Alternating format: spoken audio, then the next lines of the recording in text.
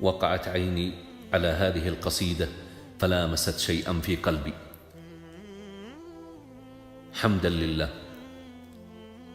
في رثاء ابنتي رحمها الله: إليك ألا يا رب سلمت أمري، وإني بما تقضي وتختار راضيا، فلا أنا مما شئت أبدي تأففا، ولست الذي يرضى وبالغيب آبيا، فحمدا لك اللهم فيما أخذته، وما أنت يا الله أبقيته لي.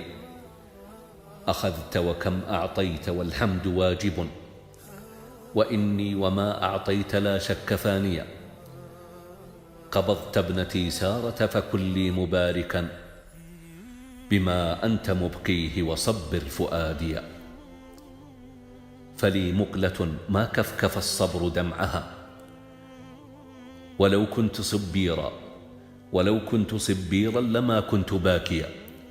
فزدني على صبري وخفف مواجعي، فصبري الذي أحويه ما كان كافيا.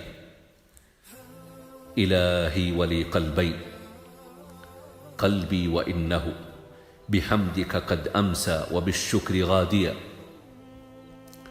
وقلب له في القلب روح وجنة، حبيب عزيز طيب الروح غاليا. هو الروح والريحان والماء والهوى، ولا شيء أغلى منه حتى حياتي. إذا ما أنا حاولت أنسى للحظة، رأيت لها دمعا على الوجن جاريا.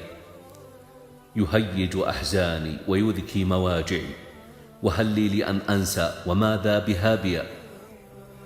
يعز على قلبي إلهي بكاؤها، وما إن أواسيها غدونا سواسيا. فيا رب صبر قلبها ثم قوه، فلولاك ضل العمر آسفا باكيا. فقد فتت الأكباد قهرا فراقها، وتلك هي الأقدار تمحو الأماني. ولو أنها الأعمار تهدى لنفتدي، لكان الفداء عمري بما منه باقيا. ووالله لو خيرت بيني وبينها، لما اخترت إلا أن أهبها حياتي. ولو كان يفدي الموت شيئا فديتها، ولكن قضاء الله في الكل ماضيا. عزائي بها أني سألقى ثوابها، إذا جئت عند الله يوم التلاقي. وحمدا قضاء الله فينا وشاؤه، وإني به أمسيت يا رب راضيا.